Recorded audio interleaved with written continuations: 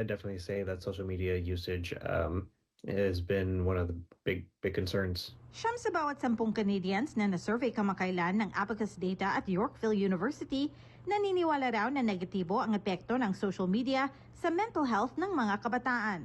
When they aren't engaged in their offline activities like sports or seeing friends outside of the online space, they are maybe a little bit more irritable.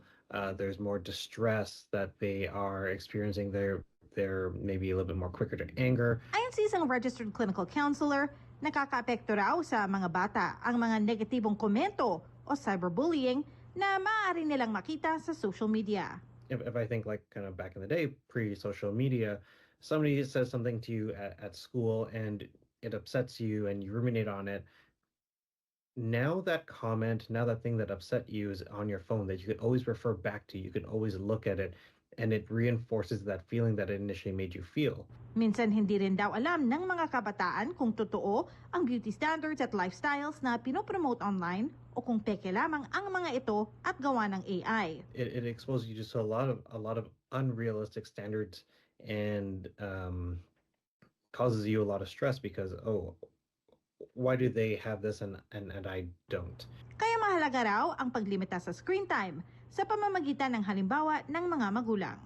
Whether it's logging off, deleting accounts, just not making yourself accessible in that way, so that you don't receive it.